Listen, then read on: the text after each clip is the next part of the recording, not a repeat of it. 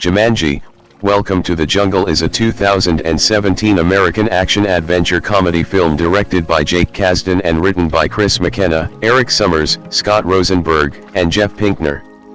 The film is the third in the Jumanji film series and a direct sequel to the first film. It stars Dwayne Johnson, Jack Black, Kevin Hart, Karen Gillan, Nick Jonas, Rhys Darby, and Bobby Cannavale. The story focuses on a group of teenagers who come across Jumanji, now transformed into a video game roughly 2 decades after the original film's events. They find themselves trapped inside the game as a set of adult avatars, seeking to complete a treacherous quest alongside another player who has been trapped in it since recovering and playing it in 1996. The film contains notable references to the first film as a tribute to its lead actor, Robin Williams. 5 Principal photography began in Honolulu in September 2016 and ended in Atlanta in December. Jumanji Welcome to the Jungle premiered at the Grand Rex in Paris on December 5, 2017, and was released in the United States on December 20 by Sony Pictures Releasing. The film received mostly positive reviews from critics, and grossed $962 million, becoming the 5th highest grossing film of 2017. A sequel, Jumanji: The Next Level, was released in 2019. Plot: in 1996, Brantford, New Hampshire, teenager Alex Breek receives Jumanji, which was previously disposed of by Alan Parrish and Sarah Whittle in 1969 from his father, who found it on the coast. However, he sets it aside, being only interested in video games. Later that night, Alex finds it transformed into a video game cartridge. Opting to play, he is sucked inside the game, disappearing from the real world as time continues to pass, thus leaving the Breek family's house in a disheveled state. 21 years later, 4 Brantford High School students, awkward Spencer Gilpin, athletic Anthony Fridge Johnson, narcissistic Bethany Walker, and cynical Martha Capley are given detention for their misbehavior, Fridge and Spencer for having been caught cheating on their assignments, Bethany for making a video call during a quiz, and Martha for insulting the gym teacher. Upon finding Alex's discarded video game system and starting it up, the group is sucked into Jumanji, landing in a jungle as their chosen avatars, Spencer as muscular archaeologist Dr. Xander Smolder Bravestone, Fridge as diminutive zoologist Franklin Mouse Finbar, Bethany as male, overweight cartographer and paleontologist Professor Sheldon Shelley Oberon, and Martha as sultry martial arts expert Ruby Roundhouse. 3 marks on their arms denote their lives in the game, making them afraid that if they lose all 3, they will actually die. The group's goal is to end a curse on Jumanji, brought about by a corrupt archaeologist, Professor Van Pelt B, after he stole a magical jewel called the Jaguar's Eye and gained control of the jungle's animals. They must return the jewel to the shrine and call out Jumanji to lift the curse and leave the game. Coping with their avatars, their weaknesses, Van Pelt's men, and their own group dynamics as they begin their journey, they encounter Alex playing the 5th avatar, pilot Jefferson Seaplane McDonough, who takes them to a treehouse that Alan built during his tenure in Jumanji. Alex thinks he has only been stuck in the game for a couple of months. Everyone, including him, is shocked to realize he has been there for 2 decades.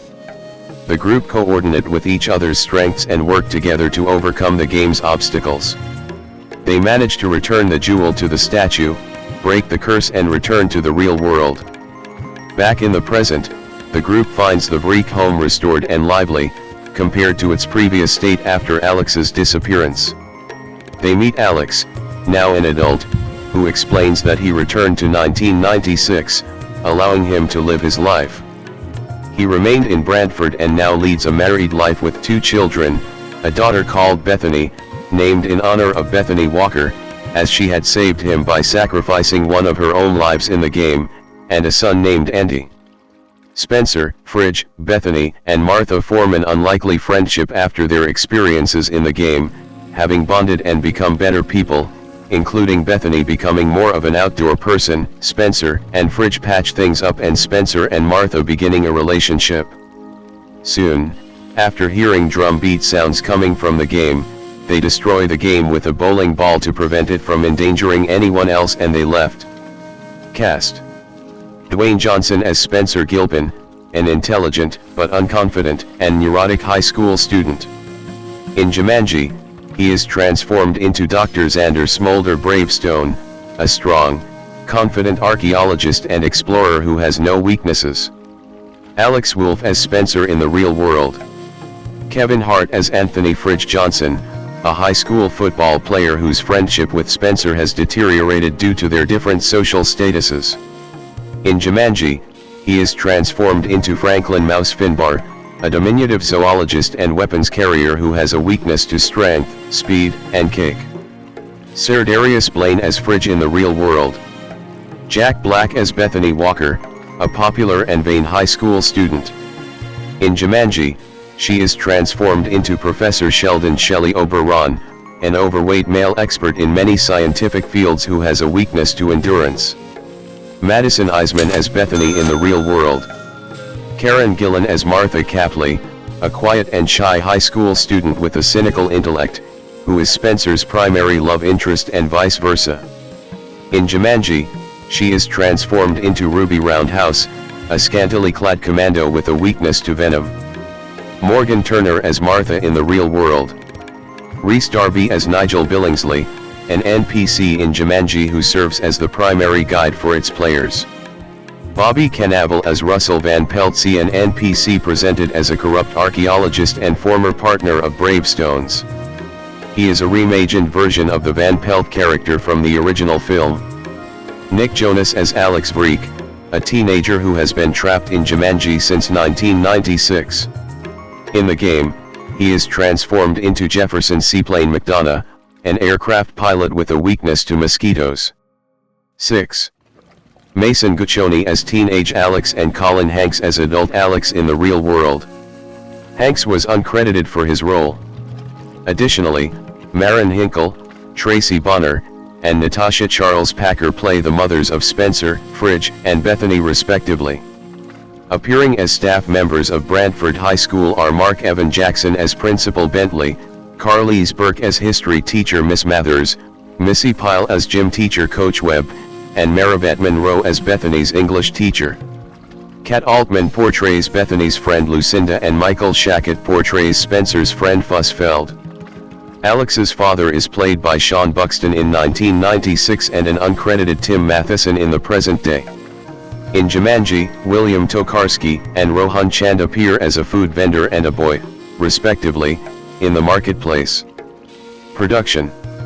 Development. Plans for a Jumanji sequel were put forward by Sony Pictures Entertainment in the late 1990s. As reported by Ain't It Cool News, a standalone sequel entitled Jumanji 2 was in development in 1999. The plot of the story involved John Cooper, the President of the United States, buying Jumanji from an old antique store in Europe and bringing it to the White House to play it with his children, one of whom, Butch, just wants a dad, not a president for a father. Cooper then gets sucked into the world of Jumanji, paving the way for his evil vice president, who was supposed to be played by Steve Buscemi, to rise to power as Cooper's replacement. 7. Inside the game, Cooper would have teamed up with hybrid animals, which were going to be animated with CGI. Sony Pictures Consumer Products Executive VP of Worldwide Consumer Products Peter Dang revealed prototype drawings of animals that might have appeared in the film, all designed by Ken Ralston, who served as visual effects supervisor in the original film and was planned to make his directorial debut with Jumanji 2, slated for a Christmas 2000 release date. 8. The first film's co-writer, Jonathan Hensley, had written the initial draft. Ralston eventually stepped down and the project stalled, albeit the DVD commentary of the first film still references a sequel directed by Ralston. 9. Several other directors and writers came and went on the project, including Steve Edekirk, Adam Rifkin, David S. Ward, Don Reimer, and the original author Chris Van Allsburg. 10. Then in 2002, a new iteration of the sequel was reported by Variety. Director Dennis Dugan had pitched his own version of the sequel that was said to have used the full potential of the board game and would have brought back Robin Williams, who Dugan believed would have more comedic opportunity. Peter Ackerman was being looked at to write. 11 When they were unable to interest Williams in the sequel, Sony passed on the project and moved on to develop Zathura. 12. In July 2012, rumors circulated that a remake of Jumanji was in development. Columbia Pictures president Doug Belgrad said, "We're going to try and reimagine Jumanji and update it for the present." 13 It was confirmed on August 1 that Matthew Tolmach would produce the new version with William Dietler, who produced the original film. 14 In August 2015, Sony Pictures Entertainment announced that the film was scheduled for release on December 25, 2016. 15 Online reception to the news was negative, with some saying that the announcement came too soon after the death of Robin Williams in August 2014, who played Alan Parrish in the original film. 16-17 The announcement was criticized by Bradley Pierce, who played Peter Shepard in Jumanji, and by E! News, which called the remake unnecessary and kind of insulting. 18-19 Scott Rosenberg was hired in October 2015 to rewrite the script for the film, whose production was a high priority for the studio. 20 Jake Kasdan was hired to direct the film the following year in January from a script by Rosenberg and Jeff Pinkner based on a draft by original writers Chris McKenna and Eric Summers. 21. The film's complete title, Jumanji, Welcome to the Jungle, was confirmed in Cinemake in 2017 held in March. Its plot involved teenagers cleaning out a school's basement, who find a vintage video game version of Jumanji and are sucked into the first film's jungle setting. Although fans debated whether the film was a sequel or a reboot, the second trailer, released that September, indicated that the sequel is set 21 years after the first. Dwayne Johnson noted that the film was inspired by classic video games of the 1990s. 22-23 The film had used the working title Jumanji and the final title, and the use of the song Welcome to the Jungle was suggested by Jack Black. 24. Casting. Dwayne Johnson and Kevin Hart were in early talks in April 2016 to star in the film, although both actors had other projects at the time. 25 Johnson confirmed his casting on Instagram later that month. 26 In July, Nick Jonas joined the film's cast with Johnson, Hart, and Jack Black. 27 Black and Hart were paid $5 and $10 million for their involvement, respectively. 28 The following month, Johnson said that the film would not be a reboot but a continuation of the 1995 film. 29 Karen Gillan was announced as part of the cast. 30 On September 20th, Serdarius Blaine was cast as Anthony Fridge Johnson and Madison Eisman as Bethany Walker. 2 days later, Rhys Darby was cast as Nigel Billingsley, Morgan Turner as Martha Capley, and Alex Wolff as Spencer Gilpin. 31 32 33 In November, Bobby Cannavale announced his casting in the film 34, and in December, Tim Matheson joined the cast as Old Man Breek. 35. Filming. Dwayne Johnson and Kevin Hart on the film set at Kualoa Ranch in Hawaii. Principal photography began on September 19, 2016, in Honolulu, Hawaii. 25-36 Primarily at the Kualoa Ranch Nature Reserve. 37 The film wrapped on December 8 in Atlanta, Georgia. 38. Music.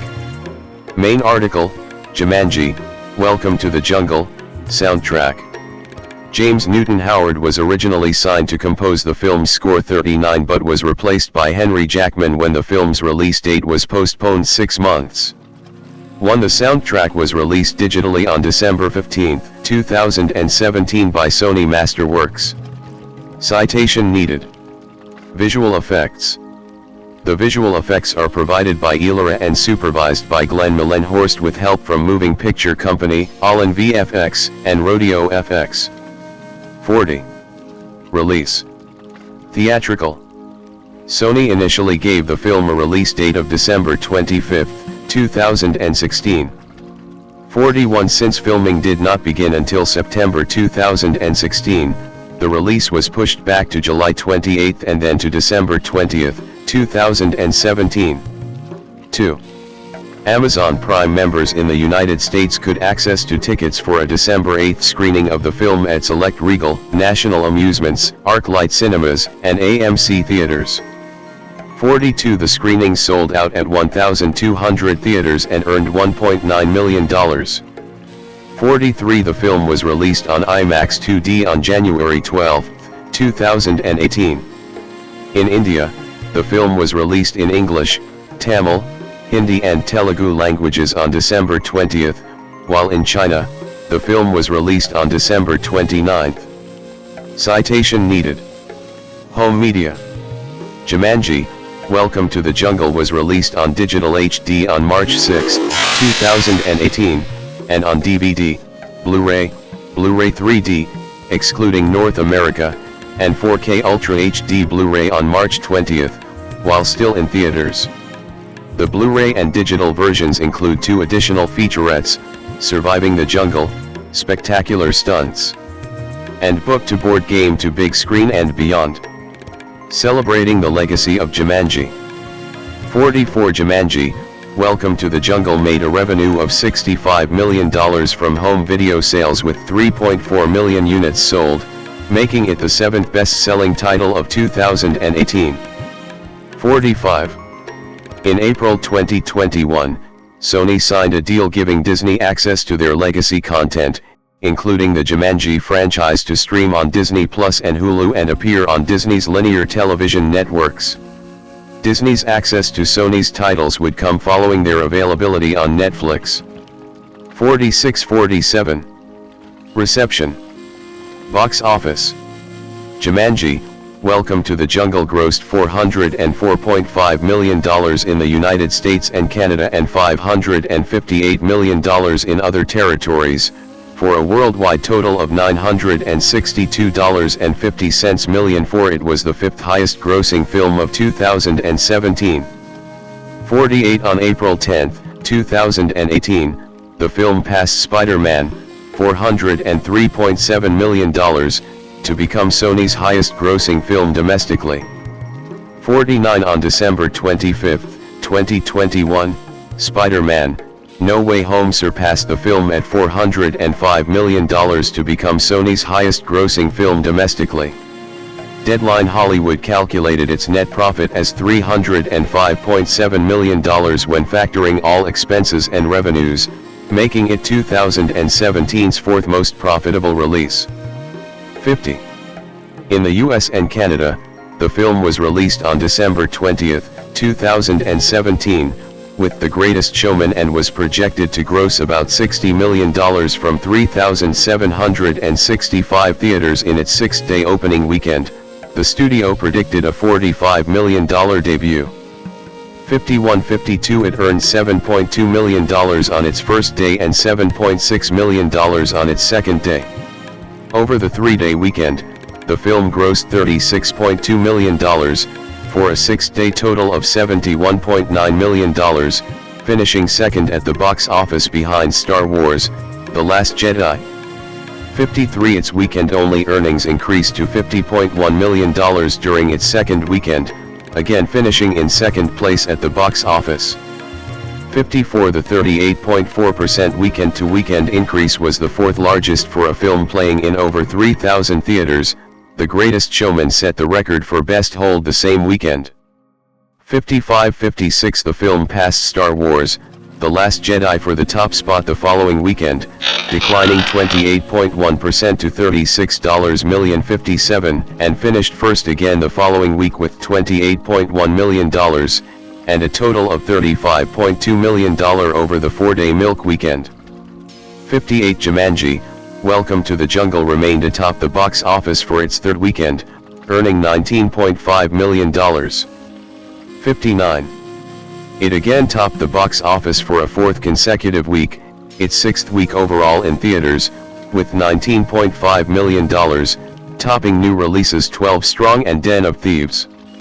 60 The film continued to do well the following week, dropping 16% to $16.1 million, and finishing second to Maze Runner, The Death Cure 61 before regaining the top spot for a fifth time the following weekend with $10.9 million. 62. Critical response. On review aggregator Rotten Tomatoes, the film holds an approval rating of 77% based on 235 reviews, and an average rating of 6.1/10. The website's critical consensus reads, Jumanji, Welcome to the Jungle uses a charming cast and a humorous twist to offer an undemanding yet solidly entertaining update on its source material. 63. On Metacritic, the film has a weighted average score of 58 out of 100, based on 44 critics, indicating mixed or average reviews. 64 audiences polled by CinemaScore gave the film an average grade of A on an A+ to F scale, while those at Post-Track gave it an 84% positive score. 53. Dave White of The Wrap praised the cast and called the film a pleasant surprise. Jumanji, Welcome to the Jungle is the Christmas tentpole release that aims to please and succeeds, a funny family entertainment product that subverts more expectations than it was obligated to contractually. 65. Peter Travers of Rolling Stone writes enough star power and comic zest to deliver a fun time at the movies, barely, and praises the cast, particularly Jack Black as hilarious and for finding the vulnerable heart of the character. Travers gives the film 2.5 stars out of 4. 66. Peter Bradshaw of The Guardian newspaper gives the film 3 out of 5 stars. Bradshaw praises Johnson for his endearing performance and calls it an amiable effort which can be expected to go down well on home viewings. 67. David Ehrlich of IndieWire gave the film a C grade, calling it unnecessary, but mildly amusing. Jumanji, Welcome to the Jungle is further proof that even the stalest whiff of brand recognition has become preferable to originality. Only part of the blame for that belongs to the studios, but after cannibalizing themselves for much of the last 20 years, Hollywood has clearly eaten their way down to the crumbs. 68. For Variety, Owen Gleiberman wrote, excitement, suspense, childlike innocence, ingeniously staged action set pieces. These are a few of the things you will not find anywhere in Jumanji, Welcome to the Jungle. It's supposed to be a board game come to life, but really, it's just a board game. Dwayne Douglas Johnson, born May 2, 1972, also known by his ring name The Rock, is an American actor and professional wrestler. He is signed to WWE, where he performs on a part-time basis. Widely regarded as one of the greatest professional wrestlers of all time, 6'7" Johnson was integral to the development and success of the World Wrestling Federation, WWF, now WWE, during the Attitude Era. He wrestled for the WWF full-time for 8 years before pursuing an acting career. His films have grossed over $11.4 billion worldwide, making him one of the world's highest-grossing actors of all time. 9, 10, 11 He is a co-owner of the United Football League 12, 13, 14, a member of the board of directors of TKO Group Holdings, the parent company of UFC and WWE 15, 16, 17, and co-founder of 7 Bucks Productions. 18. After accepting an athletic scholarship to play football at the University of Miami, Johnson was a member of the 1991 national championship team but was largely a backup player. 19. Despite aspirations to play professional football, he went undrafted in the 1995 NFL Draft, and briefly signed with the Calgary Stampeders before being cut in his first season. 20. In 1996, his father assisted in helping him secure a contract with the WWF. 1. Johnson quickly rose to global prominence, aided by a gimmick he employed as a charismatic trash talker. Johnson left the WWE in 2004, he returned in 2011 as a part-time performer until 2013 and made sporadic appearances until his retirement in 2019-21. In 2023, he returned once again on a part-time basis. A 10-time world champion including the promotion's first of African American descent. 22. He is also a 2-time Intercontinental Champion, a 5-time Tag Team Champion, the 2000 Royal Rumble winner, and WWE's 6th Triple Crown champion.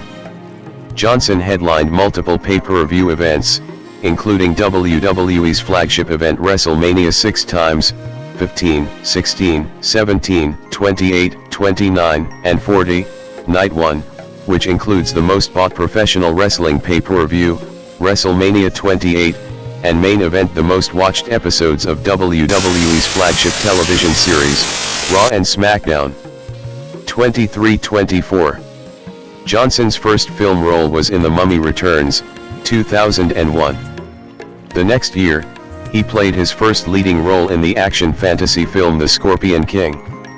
He has since starred in family films The Game Plan, 2007, Race to Witch Mountain, 2009, Tooth Fairy, 2010, Jumanji, Welcome to the Jungle, 2017, Jumanji, The Next Level, 2019, and Jungle Cruise, 2021, and the action films Journey to The Mysterious Island, 2012, G.I. Joe, Retaliation, 2013, Hercules, 2014, Skyscraper, 2018, San Andreas, 2015, and Rampage, 2018. He also starred in the action comedy films Get Smart, 2008, Central Intelligence, 2016, Baywatch, 2017, and Red Notice, 2021. His role as Luke Hobbs in the Fast and Furious films, beginning with Fast 5, 2011, helped the franchise become one of the highest grossing in film. 25. He joined the DC Extended Universe by playing the title role in Black Adam, 2022. 26. He has also voiced Maui in the Disney animated film Moana, 2016, and its sequel Moana 2, 2024, and will reprise the role in the 2026 live-action remake.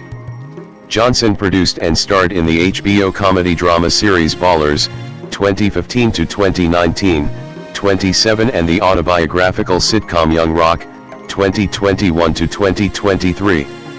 His autobiography, The Rock Says, was released in 2000 and was a New York Times bestseller.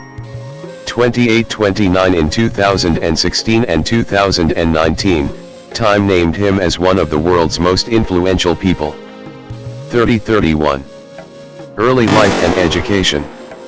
As a senior at Freedom High School in Bethlehem Township, Pennsylvania, Johnson was a member of the school's football, track and field, and wrestling teams when, he says, his thought process started to change. That's when I started thinking about goals and what I wanted to accomplish. Johnson was born in Hayward, California 32-33 on May 2, 1972. The son of former professional wrestler Rocky Johnson, born Wade Douglas Bowles, 35-36, and Matanyafigai Maliata Adafida Semanu, née Mavia. 37-38. Growing up, he briefly lived in Grey Lynn in Auckland, New Zealand, with his mother's family. 39. Where he played rugby. 40. And attended Richmond Road Primary School before returning to the U.S. 39. Dwayne's father, Rocky Johnson. Johnson's father was a black Nova Scotian with a small amount of Irish ancestry. 41, 42, 43, and his mother is Samoan. 44, 45, 46. His father and Tony Atlas were the first black tag team champions in WWE history, in 1983. 47, 48. Johnson's uncle Ricky was also a wrestler. 49. His mother is the adopted daughter of Peter Mavia, who was also a professional wrestler. 50. Johnson's maternal grandmother Leah was one of the first female pro wrestling promoters, taking over Polynesian Pacific Pro Wrestling after her husband's death in 1982 and managing it until 1988. 51. 52. Through his maternal grandfather Mavia, Johnson is a non-blood relative of the Anoa'i wrestling family. 53, 54, 55, 56, 57. In 2008, he inducted his father and grandfather into the WWE Hall of Fame. 58. Johnson attended Montclair Elementary School in Charlotte, North Carolina, and then moved to Hamden, Connecticut, where he attended Shepherd Glen Elementary School and then Hamden Middle School. 59-60 he attended President William McKinley High School in Honolulu and then Glencliff High School and McGavock High School, both in Nashville, Tennessee, and then Freedom High School in Bethlehem Township, Pennsylvania, in the Lehigh Valley region of the state, where he graduated in 1990. 61. At Freedom High School, Johnson initially struggled and was drawn into a culture of conflict and petty crime. By age 17, he had been arrested several times for fighting, theft, and check fraud, and was suspended 2 weeks for fighting. 62 An article in the local newspaper labeled him a troubled teenager with a history of run-ins with police. But Freedom High School football coach Jody Quick saw athletic potential in Johnson, and recruited him to join the school's football team, where he played defensive tackle, an experience that proved to be a significant personal transformation for Johnson. My thought process started to change.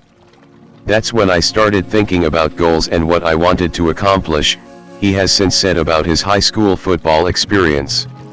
19 In addition to playing football, Johnson also was a member of Freedom High School's track and field and wrestling teams. 35. By his senior year at Freedom High School, Johnson had played only 2 years of football, but was offered a full athletic scholarship offer from the University of Miami, whose football program was beginning to emerge as one of the nation's top-level NCAA Division I teams. 19. Football career. College career. Dwayne Johnson. Number 94. Position defensive tackle. Personal information. Height 6 feet 5 in, 1.96 m. Weight 253 pounds 115 kilograms. Career information. High school Freedom High School, Bethlehem, Pennsylvania. College. Miami, FL, 1990 to 1994. Career history.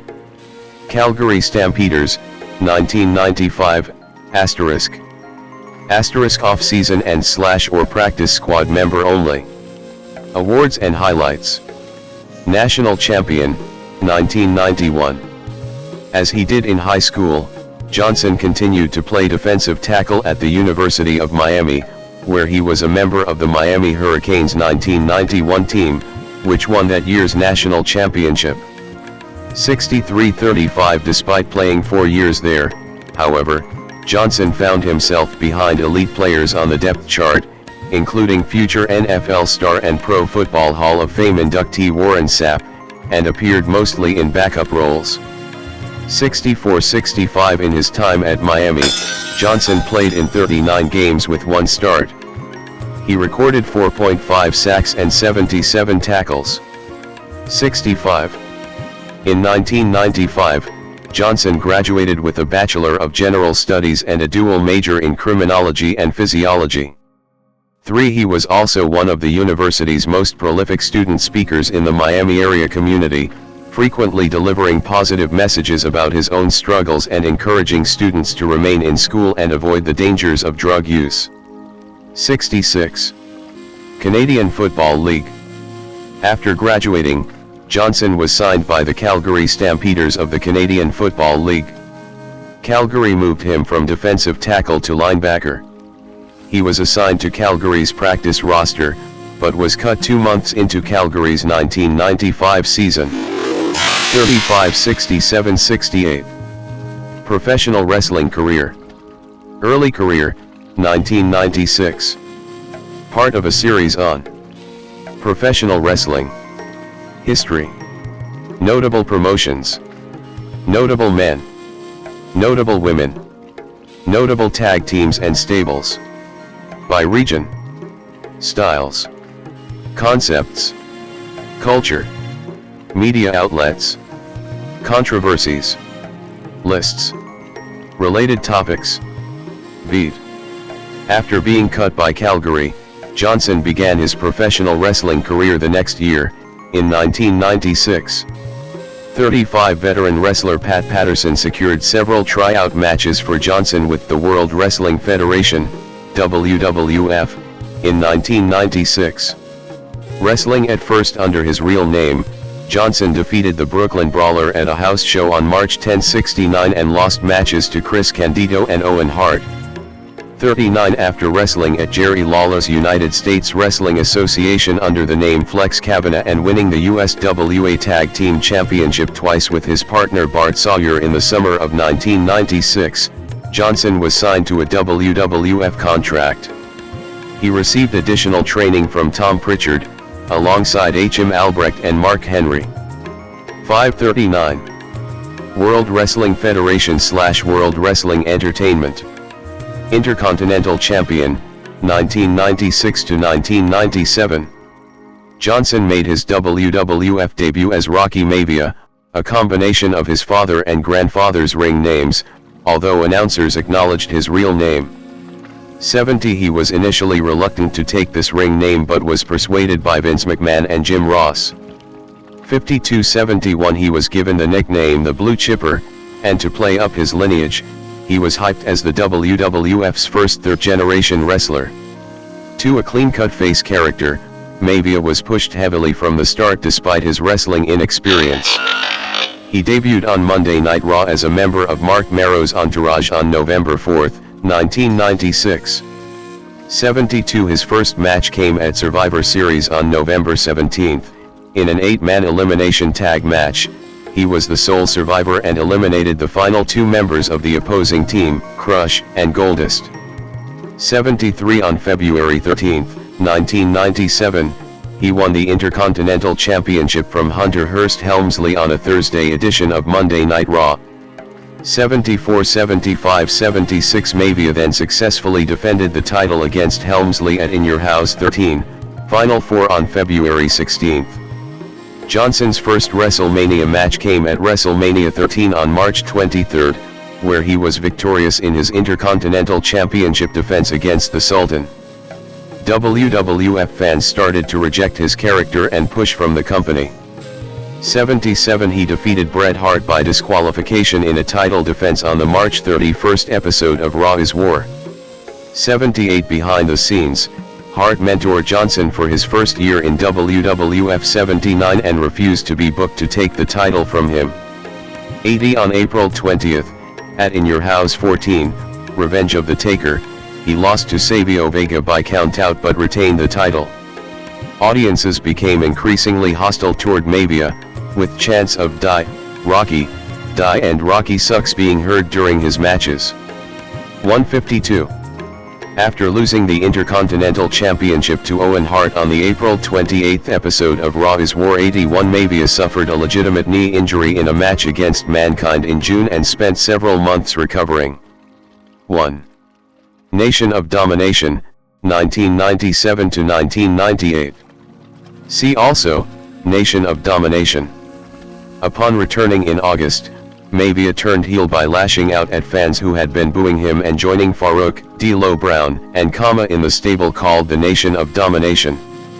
82 He then refused to acknowledge the Rocky Maivia name, instead referring to himself in the third person as The Rock, though he would still be billed as The Rock Rocky Maivia until 1998. The Rock would then regularly insult the audience, WWF performers, and interviewers in his promos. 82. At D-Generation X, In Your House on December 7, Stone Cold Steve Austin defeated The Rock in under 6 minutes to retain the Intercontinental Championship. 83 The next night on Raw is War, Austin was ordered by Mr. McMahon to defend the title in a rematch, but forfeited it to The Rock instead, handing him the title belt before hitting him with the Stone Cold Stunner. 84-85 The Rock feuded with Austin and Ken Shamrock through the end of 1997 and beginning of 1998. 86-87 On January 19, 1998, at the Royal Rumble, The Rock defeated Shamrock by disqualification to retain the Intercontinental Championship. Later that night, The Rock entered the Royal Rumble match and lasted until the final two before he was eliminated by Stone Cold Steve Austin. On March 29, at WrestleMania 14, The Rock defeated Shamrock by disqualification once again to retain the title. The next night, on Raw is War, The The Rock debuted a new Intercontinental Championship design and would later overthrow Farouk as leader of the Nation of Domination to spark a feud between the two.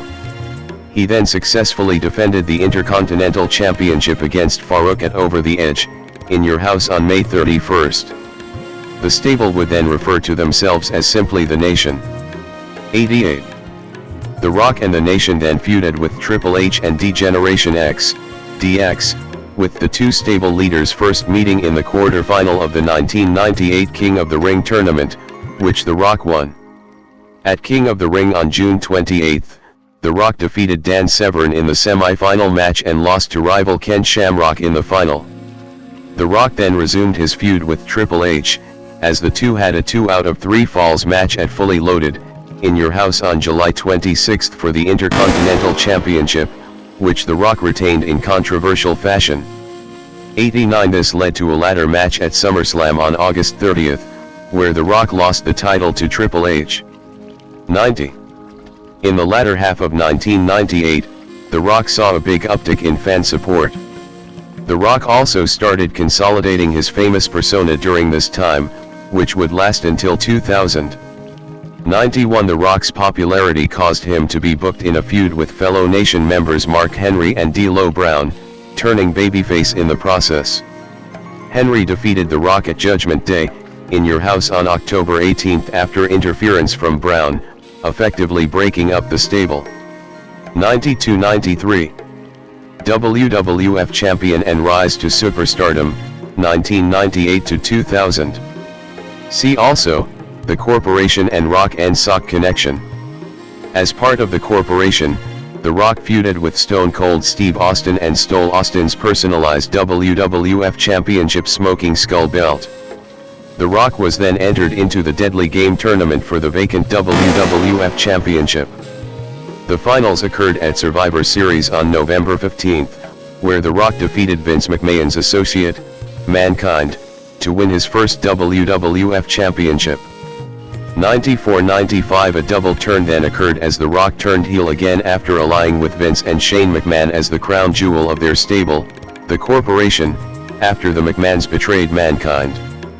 94-96. On December 13, at the pay-per-view named after him, Rock Bottom, in Your House, The Rock had a rematch with Mankind for the WWF Championship. Mankind appeared to win the match when The Rock passed out to the Mandible Claw submission move, but Vince McMahon ruled that since The Rock did not tap out, he retained his title. 96-97. In the main event of the January 4, 1999, episode of Raw is War, Mankind defeated The Rock for the championship after interference from Stone Cold Steve Austin. 98. Then at the Royal Rumble on January 24, The Rock regained the title in an I Quit match, a type of submission match that only ends if one of the combatants says I quit on a microphone. Intended to show a vicious streak in The Rock's character, The Rock hit Mankind in the head with a steel chair 11 times instead of the scripted 5 shots, already being risky. Most wrestling matches in the Attitude Era involving steel chairs had at most 2 or 3 shots to the head. After the 5th shot, Mankind was still ringside instead of 2/3 up the entrance ramp where he was supposed to be, and after the 11th shot, which knocked Mankind out, a recording of Mankind saying I quit from an earlier interview was played over the public address system. 99-100. On January 31, during an episode of Sunday Night Heat, The Rock and Mankind participated in an empty arena match, a match that took place in an arena with 22,000 empty seats where any part of the facility could be used to contest the match. After 20 minutes of chaotic brawling in the ring, the stands, a kitchen, the catering area, an office, the arena corridors and finally a basement loading area, Mankind pinned The Rock using a forklift truck to win the WWF Championship. 101. The two faced off again, at St. Valentine's Day Massacre, in Your House on February 14, in a last man standing match which ended in a draw, meaning Mankind retained the title. Their feud ended on the February 15 Raw is War, when The Rock won his third WWF Championship in a ladder match after a debuting Big Show interfered on his behalf. 102-103 The Rock then lost the WWF Championship to Stone Cold Steve Austin at WrestleMania 15 on March 28. 104. The Rock's popularity was fueled by his charisma and speaking abilities, which led to many catchphrases and merchandising opportunities. The Rock's popularity continued to grow and audiences still cheered for him even though he was a heel. The Rock then lost the title rematch against Stone Cold Steve Austin at Backlash, in Your House on April 25. 105 The next night on Raw is War, The Rock was fired from the corporation after he was betrayed by Shane McMahon, turning him face again and starting a feud with Triple H, The Undertaker, and the corporate ministry. On April 29, 1999, WWF aired the pilot episode of SmackDown, a term derived from one of The Rock's catchphrases. In the episode, The Rock continued his feud with the corporate ministry. This led to a match with Triple H, at Over the Edge on May 23, which The Rock won 106, and a match for the WWF Championship against The Undertaker, at King of the Ring on June 27, which The Rock lost. 107 The Rock then lost a number 1 contenders match to Triple H, at Fully Loaded on July 25, after interference from Mr. Ass Billy Gunn. 108 The Rock then defeated Gunn in a Kiss My Ass match at SummerSlam on August 22. The Rock was also given the privilege of having his own signature match, like The Undertaker with the Buried Alive match, Kane with the Inferno match, and Mankind with the Boiler Room Brawl. The Brahma Bull Rope match, a variant of a strap match, was a normal singles match where the components are tied together with the rope used for cattle farming, and the rope and its attached cowbell could both be used as weapons. The Rock contested this match twice, both times in Texas, versus Triple H in Dallas, and versus Al Snow in Houston. 109. Shortly after SummerSlam, The Rock began teaming with former opponent Mankind, and the two became known as the Rock and Sock Connection. 110 They became WWF Tag Team Champions for the first time after defeating The Undertaker and Big Show for the titles on the August 30 episode of Raw is War. 111-112 The two performed a number of critically acclaimed comedic skits together, including one called This Is Your Life, which saw Mankind bring parody versions of people from The Rock's past on television, such as his high school girlfriend and his high school football coach, only to have The Rock insult them. The segment earned an 8.4 Nielsen rating, one of the highest ratings ever for a Raw segment. 113 The two lost the titles back to The Undertaker and Big Show on the September 9 episode of SmackDown, and won them back from them on the September 20 episode of Raw is War. 114-115 The Rock and Mankind then lost the titles to the New Age Outlaws on the very next episode of SmackDown. 116 The Rock and Mankind would win the WWF Tag Team Championship for the third and final time after beating the New Age Outlaws on the October 14 episode of SmackDown, before losing the titles to the Holly Cousins on the October 18 episode of Raw is War. 117-118 At the Royal Rumble on January 23, 2000, The Rock entered the Royal Rumble match and was one of the final two remaining, along with Big Show. In an attempt at a false finish, Big Show intended to throw The Rock over the top rope in a running powerslam-like position, before The Rock countered the move on the ring apron, sending Big Show to the floor before re-entering the ring as the winner. 119 But The Rock's feet accidentally hit the floor during the reversal attempt, though those watching the event on television did not see that. This was played up in the storyline as Big Show provided additional video footage showing it and claimed to be the rightful winner. The Rock's number 1 contendership for the WWF Championship was then put on the line against Big Show at No Way Out on February 27, which Big Show won after Shane McMahon interfered. 120 The Rock then defeated Big Show on the March 13 episode of Raw is War, to regain the right to face the WWF Champion, Triple H, at WrestleMania 2000 on April 2, in a fatal 4-way elimination match, also including Big Show and Mick Foley. 121-122 Each wrestler had a McMahon in his corner, Triple H had his wife, Stephanie, Foley had Linda, The Rock had Vince, and Big Show had Shane. 122-123 The Rock lasted until the final two but was eliminated by Triple H after Vince betrayed him by hitting him with a chair. 123-124 Due to his image at the time, a Magic, the Gathering deck archetype was named after him. 125 Record-breaking World Champion, 2000 to 2002. The Rock as the WWF Champion in 2000. In the following weeks, The Rock continued his feud with Triple H and eventually won his fourth WWF Championship, which he won on April 30th, at Backlash, after Stone Cold Steve Austin intervened on his behalf. 126-127 The following night on Raw is War, The Rock successfully defended his title against Shane McMahon in a steel cage match. On May 21st, at Judgment Day, The Rock faced Triple H in an Iron Man match with Shawn Michaels as the special guest referee. 128 With the score tied at 5 falls each, and with seconds left on the time limit, The Rock was disqualified when The Undertaker attacked Triple H, thus giving Triple H the 6-5 win and the title. 128-129 The Rock won the WWF Championship for a fifth time at King of the Ring on June 25 by scoring the winning pin in a six-man tag team match, teaming with Kane and The Undertaker against Shane McMahon, Triple H, and Vince McMahon, whom he pinned. 130-131 The Rock successfully defended the championship against Chris Benoit on July 23 at Fully Loaded. The next month, he successfully defended his title against Kurt Angle and Triple H at SummerSlam on August 27. The Rock had another successful title defense against Benoit, Kane, and The Undertaker on September 24 at Unforgiven. 132.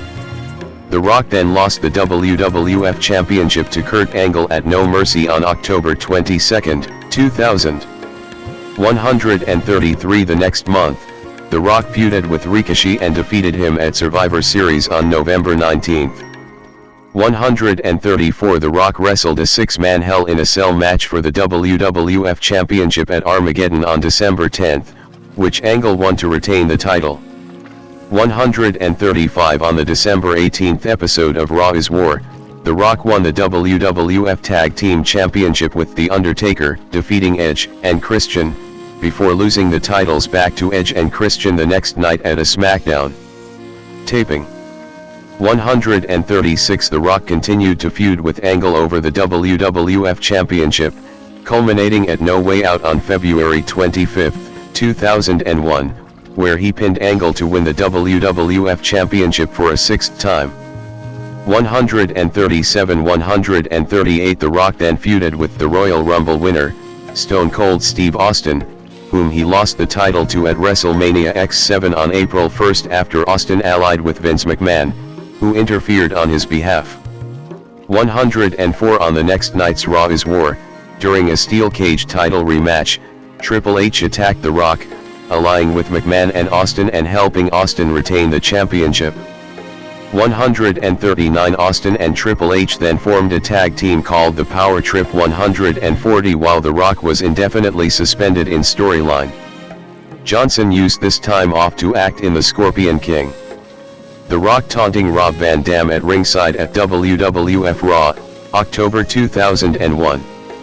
The Rock returned in late July when the WWF was feuding with rival promotions World Championship Wrestling, WCW, and Extreme Championship Wrestling, ECW, during what is known as the Invasion storyline.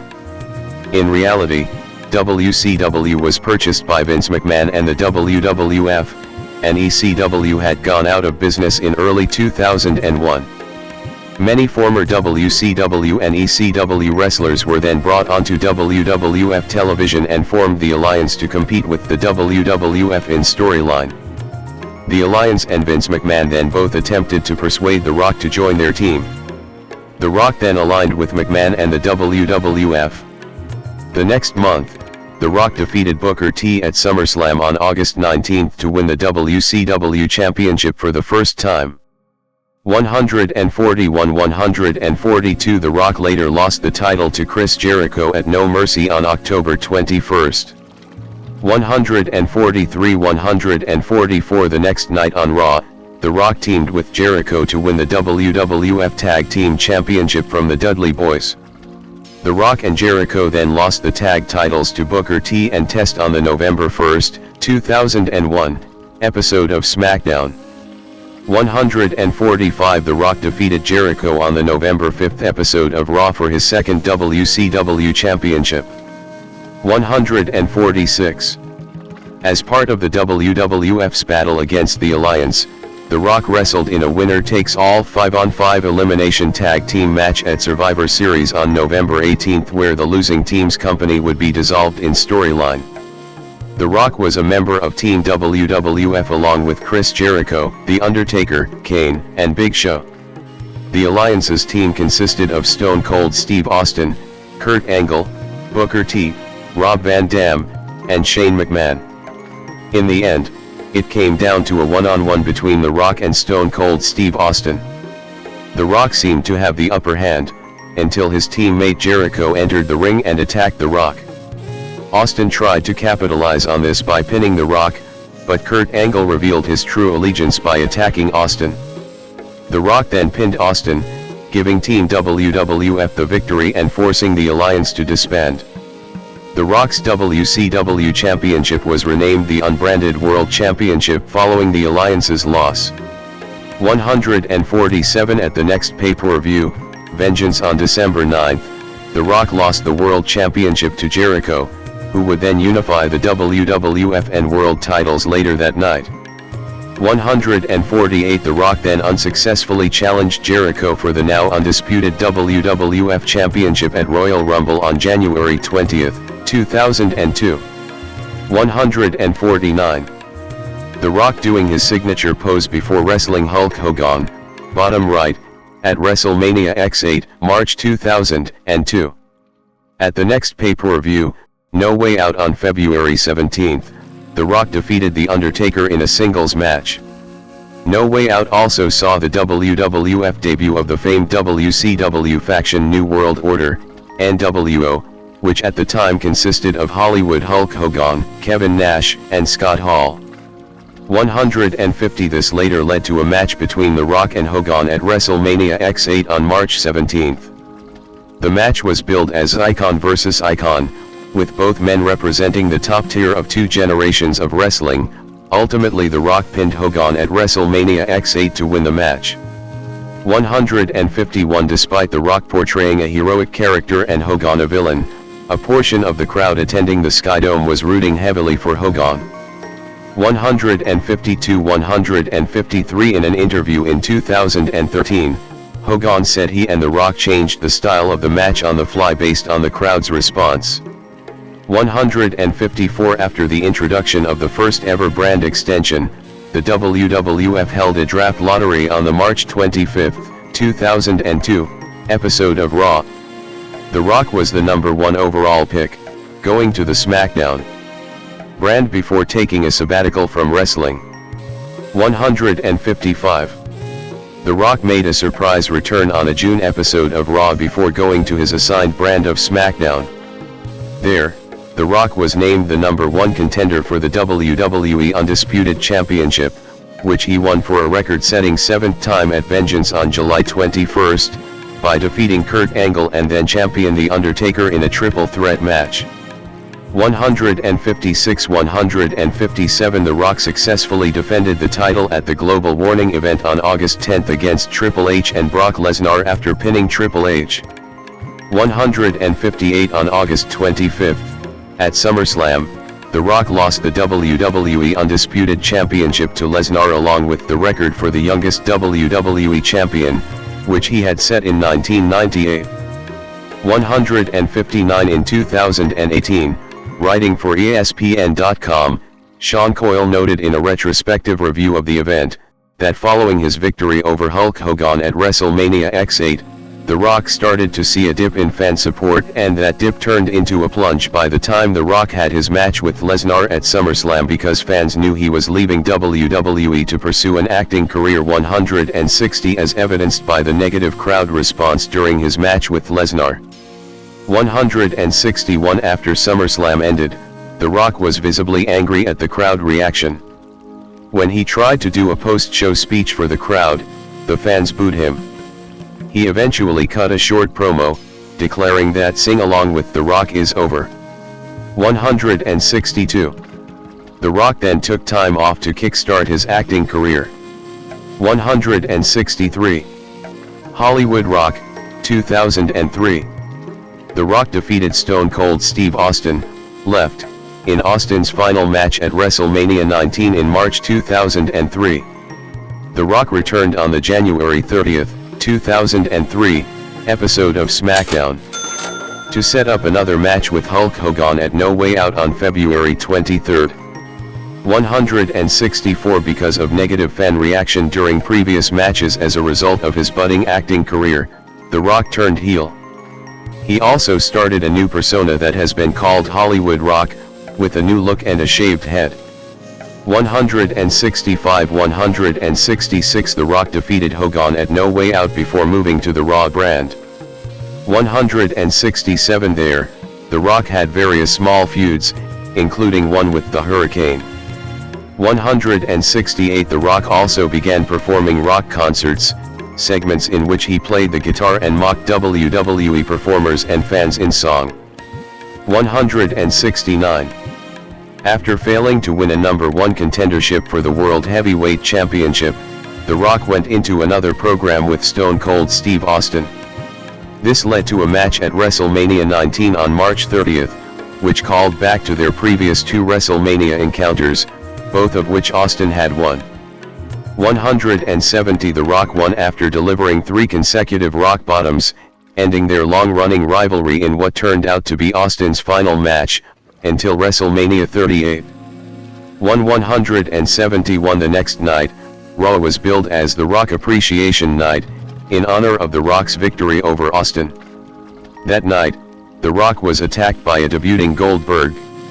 172, at Backlash on April 27, Goldberg defeated The Rock, who then briefly left WWE to film Walking Tall. 173. Final feuds and departure, 2003 to 2004. On the June 2 episode of Raw, The Rock joined the highlight reel and attacked Christian and Chris Jericho with Booker T, turning face once again. 174, he would later return on the December 8 episode of Raw to help Mick Foley against La Resistance. In 2004, The Rock aided Mick Foley in his feud against Evolution 2. 175, leading to a reunion of The Rock and Sock Connection. They lost against Ric Flair, Randy Orton, and Batista in a handicap match at WrestleMania XX on March 14, 2004, when Orton pinned Foley after an RKO.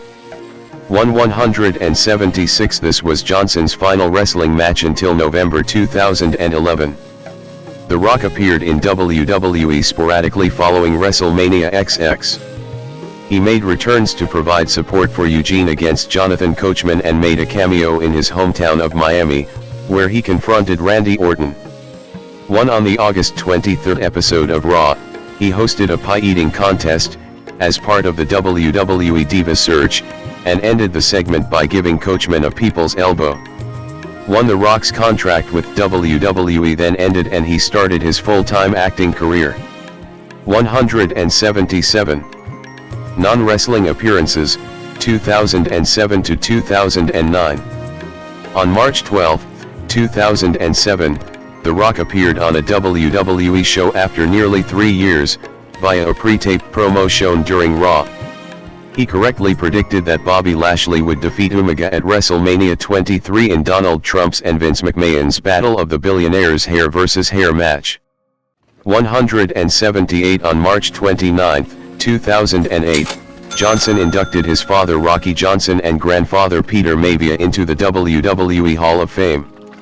179. His next appearance was through a pre-taped promo on October 2, 2009, during the decade of SmackDown. 180. Independent Circuit, 2009. On September 30, 2009, The Rock appeared at a World Extreme Wrestling, WXW, show to support the professional wrestling debut of Sirona Snuka, the daughter of his longtime friend and mentor Jimmy Snuka. 181. Return to WWE. Feud with John Cena, 2011 to 2013. The Rock in the ring as WrestleMania XXVII host, April 2011. On February 14, 2011, The Rock was announced as the host of WrestleMania XXVII on April 3, 2011, appearing live on Raw. During a lengthy promo, he addressed the fans and started a feud with John Cena. 182-183. After numerous appearances via satellite, The Rock appeared live on the Raw before WrestleMania XXVII to confront Cena. After he and Cena exchanged insults, The Miz and Alex Riley appeared and attacked The Rock. He fended off Miz and Riley, only for Cena to blindside him with an attitude adjustment. 184. The Rock and John Cena left on Raw, agreeing to a match at WrestleMania XXVII 1 year in advance. On April 3, at WrestleMania XXVII, The Rock opened the show by cutting a promo. After appearing in numerous backstage segments, The Rock came to ringside to restart the main event between Cena and The Miz as a no disqualification match, after it had ended in a double countout. As revenge for the attitude adjustment Cena had given him on Raw, The Rock hit Cena with the Rock Bottom, allowing The Miz to pin him and retain the WWE Championship. After the match, The Rock attacked The Miz and hit him with the People's Elbow.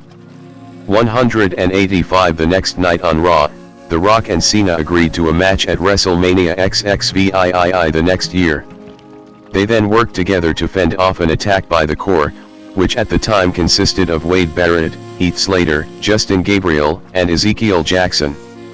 186. The Rock appeared live on Raw in his hometown of Miami to celebrate his 39th birthday.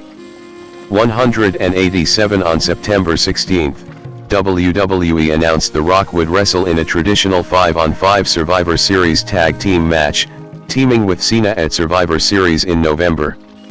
188. But on the October 24 episode of Raw Super Show, Cena instead suggested The Rock be his partner in a standard tag team match against The Miz and R-Truth, a team called Awesome Truth. 189. Which Rock agreed to the next week.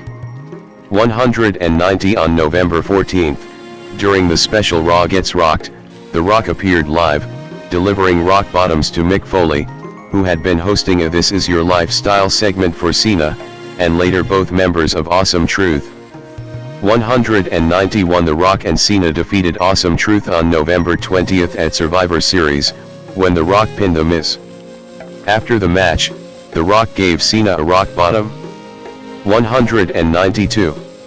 The Rock celebrating his victory at WrestleMania XXVII, April 2012. Leading up to WrestleMania, The Rock and Cena had several verbal confrontations on Raw Super Show. 193-194. On the March 12, 2012, episode of Raw Super Show, The Rock hosted his first rock concert segment since 2004, mocking Cena in his songs. 195. On April 1, at WrestleMania XXVII, The Rock defeated Cena in the main event after countering Cena's attempt at a People's Elbow into a rock bottom and pinning Cena. 196. This event broke the record for biggest professional wrestling pay-per-view parade. The following night on Raw Super Show, The Rock praised Cena, calling their match an honor. He then vowed to once again become WWE Champion. 195. On July 23, at Raw 1000, The Rock announced he would wrestle for the WWE Championship at the Royal Rumble pay-per-view. During the show, he encountered then reigning WWE Champion CM Punk, Daniel Bryan, and John Cena, all of whom expressed a desire to face him. The Rock later saved Cena from an assault by Big Show, only to be laid out by CM Punk. 197 On the January 7, 2013, episode of Raw, The Rock returned to confront his Royal Rumble opponent CM Punk. 198 On January 11, he made his first SmackDown appearance in 10 years, getting into an altercation with Team Rhodes Scholars, resulting in him delivering a rock bottom to Damian Sandow and a people's elbow to Cody Rhodes.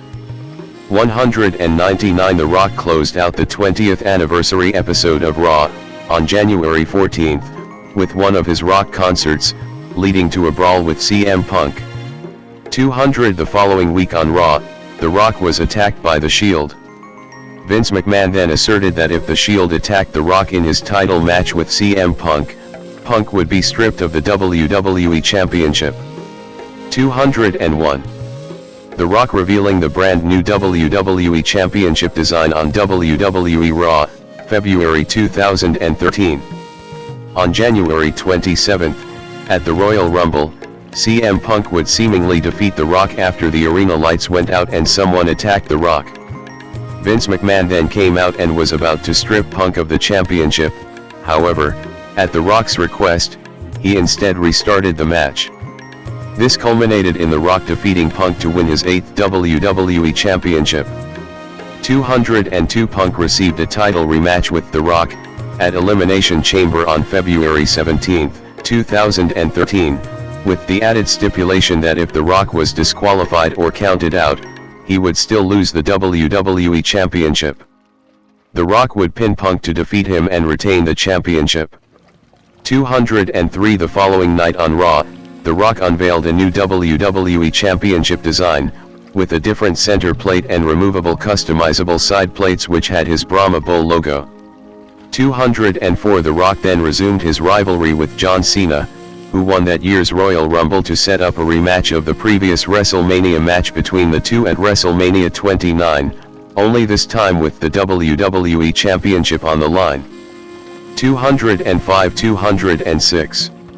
On April 7, at WrestleMania 29, The Rock lost the WWE Championship to Cena, ending his reign at 70 days.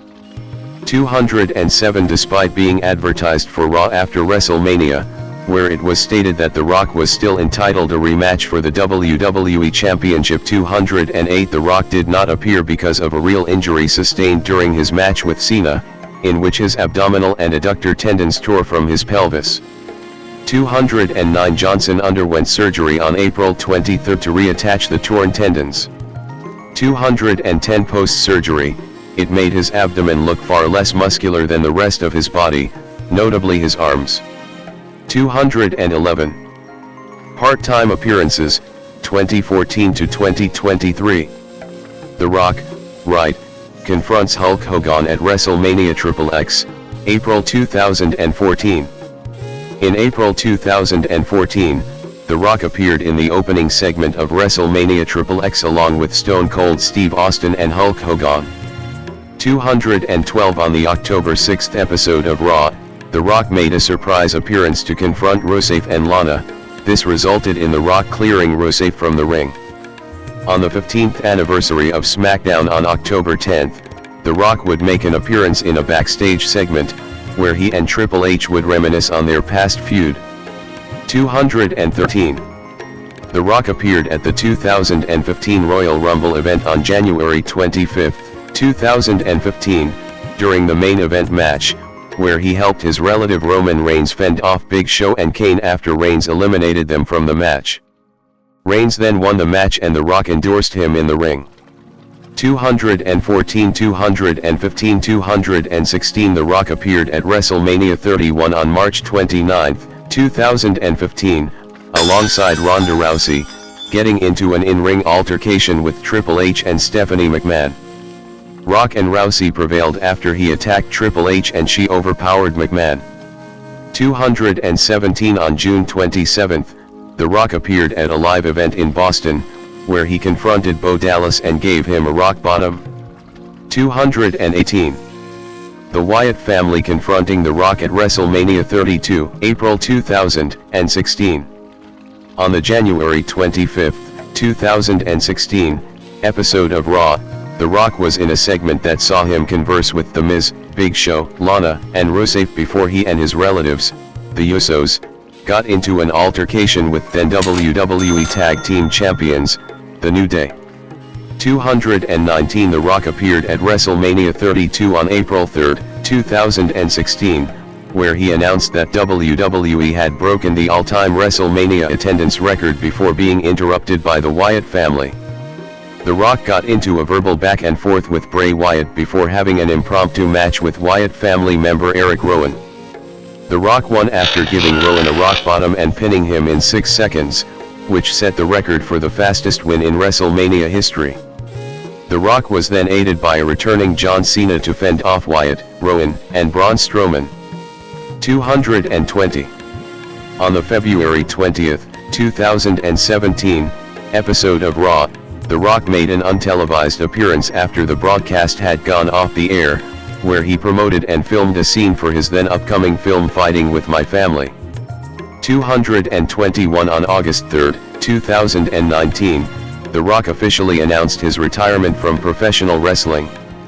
222 On September 30, 2019, after weeks of speculation, The Rock announced that he would appear on SmackDown's 20th anniversary on October 4, 2019, marking his first appearance on SmackDown since October 2014 and his first televised appearance since April 2016. 223 At the event, he cut a promo with Becky Lynch before they were interrupted by King Corbin. After attacking Corbin, The Rock and Lynch celebrated in the ring. 224. On September 15, 2023, The Rock made a surprise return to SmackDown, in a segment with Pat McAfee and Austin Theory, who Rock took out within the segment. This marked his first televised appearance in WWE since October 4, 2019. 225. The Final Boss, 2024, present. See also, The Bloodline. The Rock and Roman Reigns face-to-face with Cody Rhodes and Seth freakin' Rollins at WrestleMania XL, April 2024. It was teased that a former WWE champion would be appearing on the Day 1 edition of Raw on January 1, 2024. The unidentified champion was at first revealed to be Jinder Mahal, who insulted the crowd before being interrupted by The Rock in his first live appearance on Raw since 2016. 226 The two brawled and The Rock emerged victorious, after which he asked the crowd if he should sit at the head of the table in a direct reference to undisputed WWE Universal Champion Roman Reigns, his relative whose nickname is the head of the table. 227 228 The Rock also appeared on the February 2 episode of SmackDown, where he confronted Reigns after Royal Rumble winner Cody Rhodes decided against choosing Reigns as his WrestleMania 40 opponent to allow The Rock to face Reigns. 229 This was met by intense backlash from fans who wanted Rhodes to face Reigns. The WrestleMania XL media event on February 8 thus saw The Rock align himself with Reigns, chastise Rhodes for reversing his decision not to choose Reigns as his WrestleMania opponent, and slap Rhodes for speaking out against the Anoa'i family, of which The Rock and Reigns are both members, turning heel.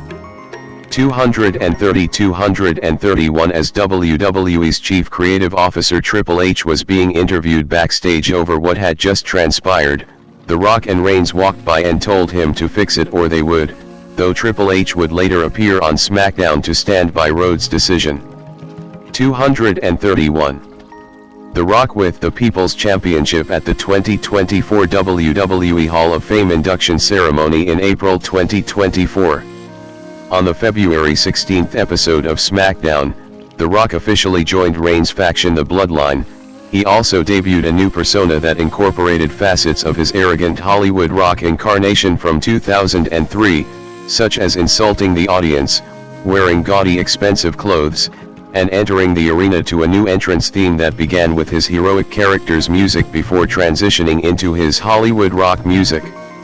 232 He then appeared on the March 1 episode of SmackDown, where he gave his new character the nickname of the Final Boss and issued a challenge to Rhodes and Seth freakin' Rollins, if they beat him and Reigns in a tag team match at WrestleMania on night 1, Rhodes' championship match against Reigns on night 2 would be free of interference from the Bloodline, but if Rhodes and Rollins lost, the championship match would be contested under Bloodline rules.